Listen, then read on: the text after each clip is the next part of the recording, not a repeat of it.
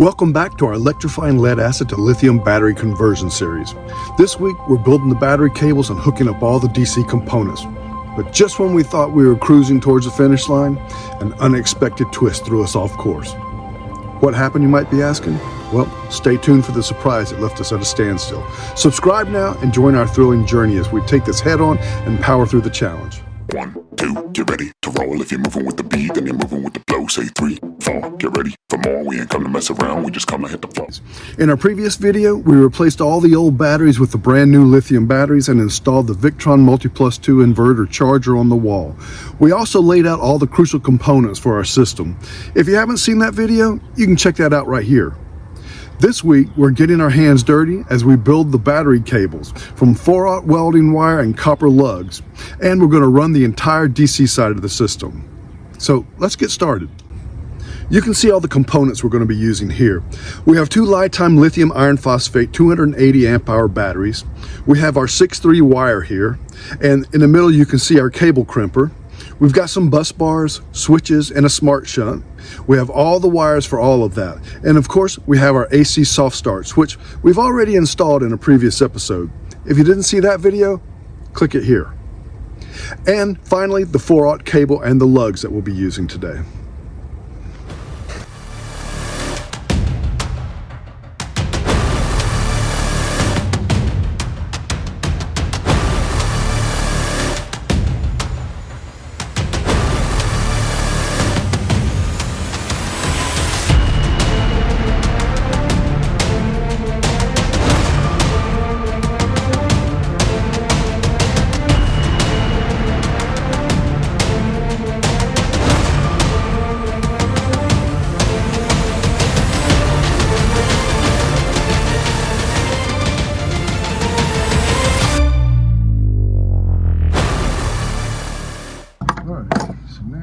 I need to strip this back so that it is the right length for this.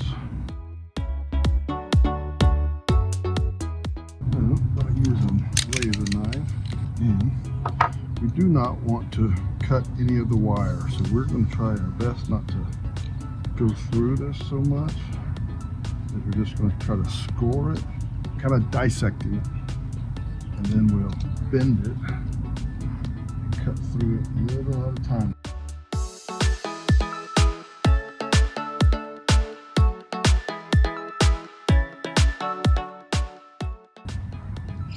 This is 4/0 wire I'm using, and it's the welding cable.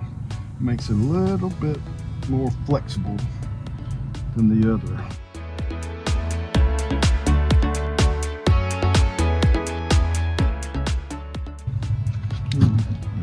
Show you what I'm doing.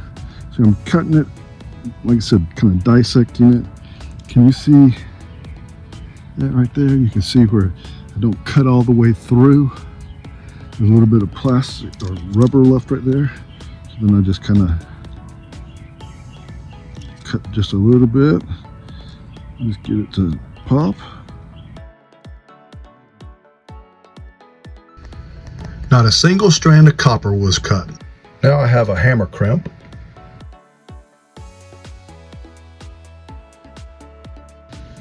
All right, I'm going to put my foot on this. I'm going to keep the lug pushed back. And now I'm going to hit it with the hammer and crimp it.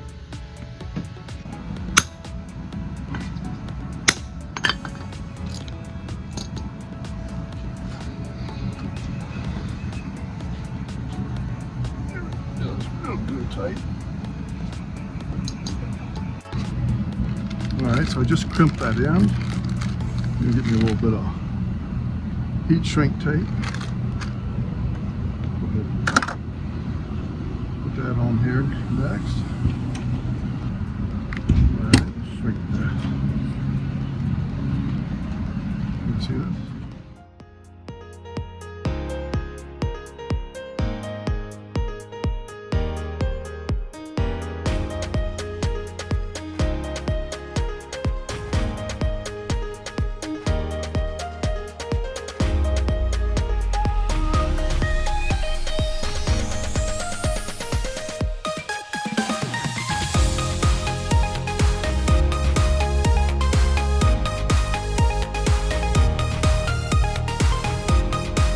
crimped on 3 sides. Got the dot, and you can see I squished it in this way also.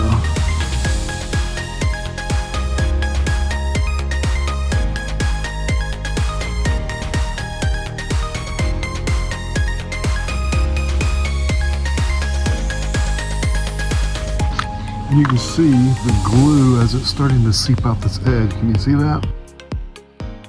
Now we'll take this and we'll go over to the battery and try to route it and make sure we get this end oriented in the proper direction. All right, so you can see I'm going to mount this cable, the negative, onto this post, and then it will run. Because these cables are all the same length, obviously there'll be more slack in it, but that was done intentionally so that all the positive and all the negative cables are the same length. That way it doesn't increase resistance on one battery versus the other. They all have the same amount of resistance and they'll have the same draw. And it's supposed to be better for the battery life and your system in general. So I'm going to put this one here. And these things, they say, it's important to keep them together. It cuts back on feedback and stuff like that. So once I get it routed and all made, ready to install, I'll install and then I will zip tie these together, the negatives, and then I'll do the positives and I'll zip tie them together separately, of course. But yeah, so that's what we're looking at doing here.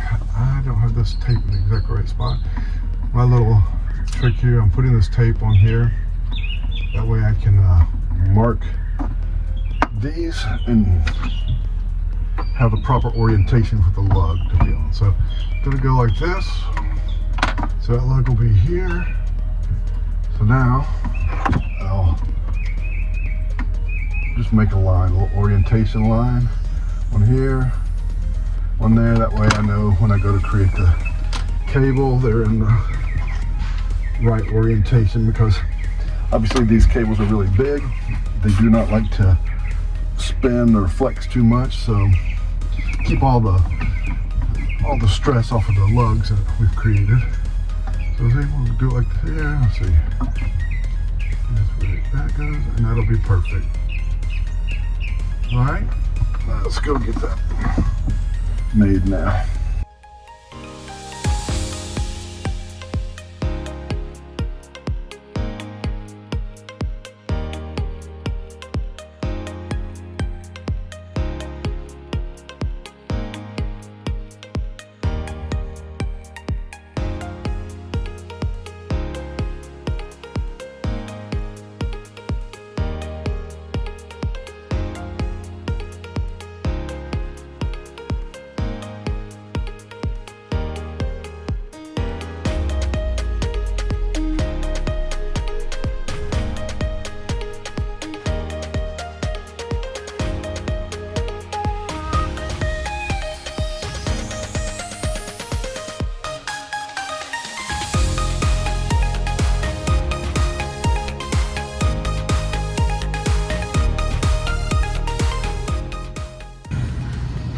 Let's look at the cables here.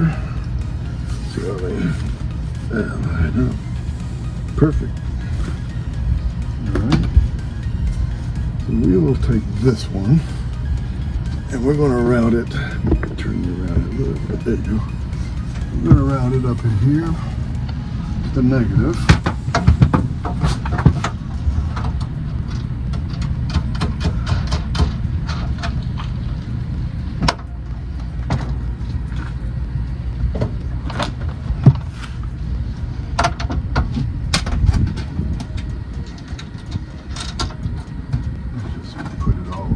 Lose it.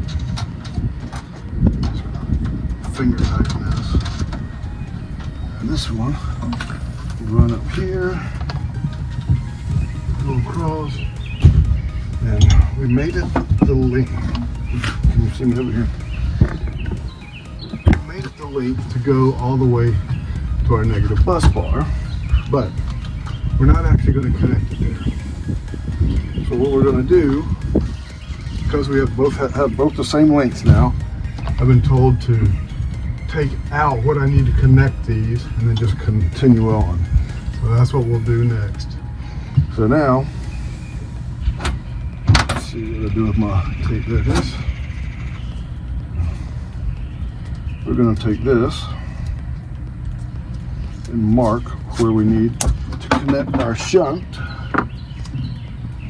So let's see, we'll have this onto here, have a little piece here, here, like that.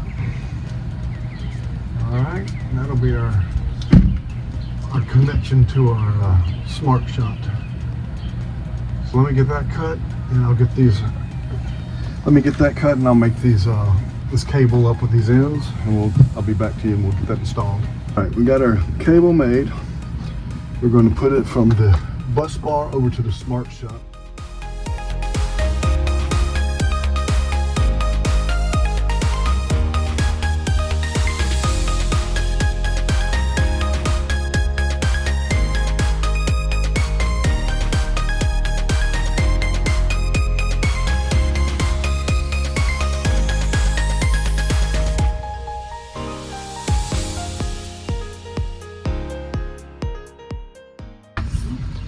Screw that down there with some cable clamps.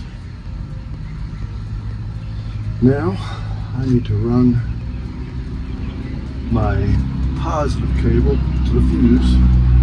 Then I'll go from the fuse to the shut off to the bus bar. Then I'll connect all the batteries to the bus bar.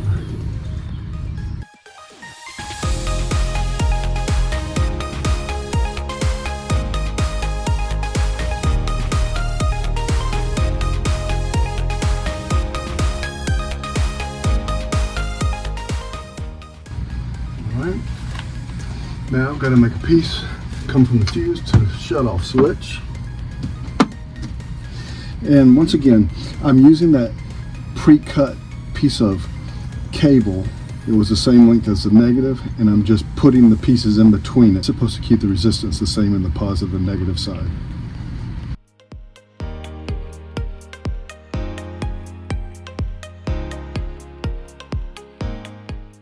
So I'm going to put this on the output side and then let it hang down so I can get an idea where it needs to be cut. Make sure this is going to the output side. The output side comes back to the fuse right here. So that's what we're doing.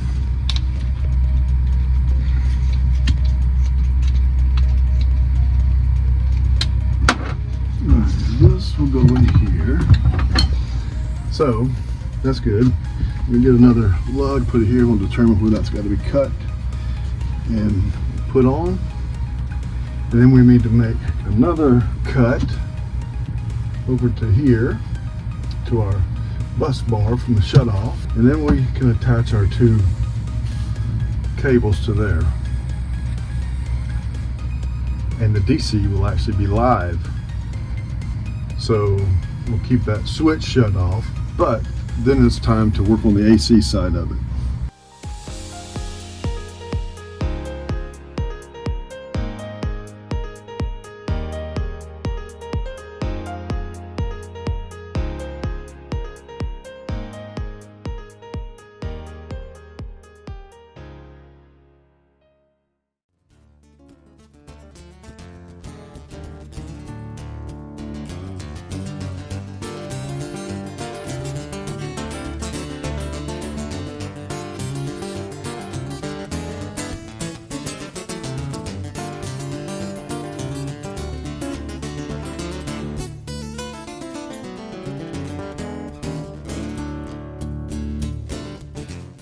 Today we're going to be running the AC lines through this thing.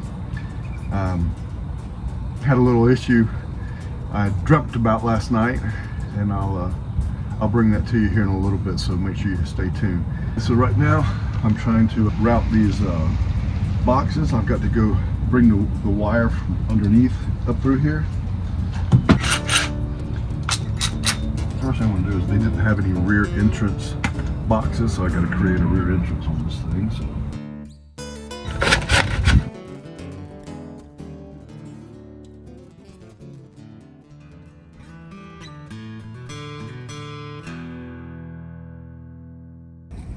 Well, this work had to be done in preparation for all the wiring. However, as my suspicion confirmed, I received the wrong inverter. The one I received was for a single phase, and we have a split phase system, meaning there weren't enough places to plug all my wires. Models have the same model numbers except for the last 2 digits. They were reversed. We needed the PMP 122.305.102, and the one they sent me was the PMP 122.305.120. Just a mispull, so this was a setback, but I had to return the inverter and order a new one. We were under a time crunch as we were supposed to be headed to Texas for our son's wedding, so I had to put the old inverter back in. We had to have the new inverter sent to our son's house in Texas, but when we got to Texas, it was waiting for us, and I spent another weekend getting it all installed. When everything was installed though, the job still wasn't done, because then I had to order a programming cable so I could set the parameters of the MultiPlus. You see, it can handle lithium batteries, but it comes programmed for lead acid batteries. So this was another lesson that I had to do a deep dive into researching, but as this video is already going longer than I wanted, I'll go over that in the next video. I hope this helps some of you out there. If you like what we're doing, how about giving us a thumbs up? If you just found us, subscribe to the channel and ring that bell so you'll be notified when we upload new content. Until next week, guys, stay safe out there.